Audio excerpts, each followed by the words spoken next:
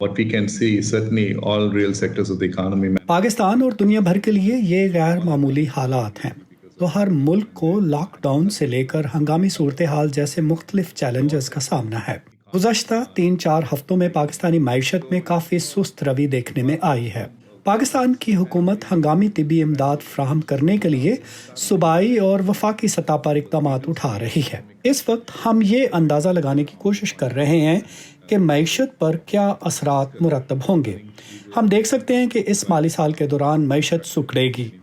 ہمارے پرانے اندازوں کے مطابق شرح نمو 2.4% ہو سکتی تھی، لیکن کورونا کے اثرات کے بعد معیشت 0.9% تک سکڑ سکتی ہے۔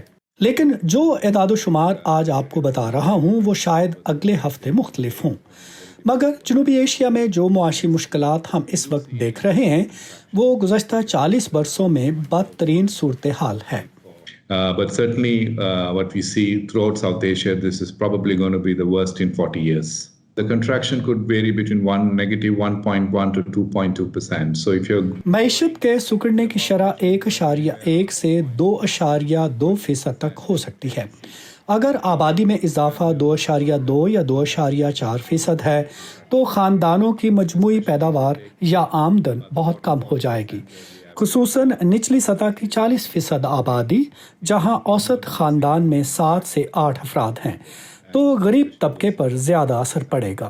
both government and the donors or the development حکومت اور امدادی اداروں نے نگرانی کے لیے نظام وضع کر رکھے ہیں، جن کا مقصد یہ ہوتا ہے کہ پروجیکٹس کے لیے دی گئی رقوم وہیں استعمال کی جائیں جس مقصد کے لیے وہ فراہم کی جاتی ہیں۔ our estimates are something like $2 billion.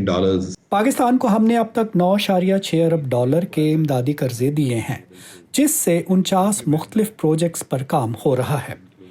اگر ہم آئندہ 3 سالوں میں قرضوں کی ادائیگی دیکھیں تو اس برس کی قسط $80 کروڑ ہوگی، جبکہ آئندہ برس یہ قسط 95 کروڑ اور سن 2022 میں بھی 95 کروڑ ہو سکتی ہے۔ تو مجموعی طور پر یہ تینوں ایک ساتھ 2.5 ارب سے 2.7 کروڑ تک ہو سکتی ہیں، جس میں اصل رقم اور سود شامل ہوگا۔ And the stronger it is, the quicker would be the recovery. حکومت نے ورلڈ بینک سے قرضوں کی ادائیگی میں رعایتی اقدامات کے بارے میں بھی پوچھا ہے، مگر یہ ابھی G20 اور دوسروں کے زیر غور ہے، تو ابھی اس حوالے سے کسی فریم ورک کی بات کرنا قبل از وقت ہوگا۔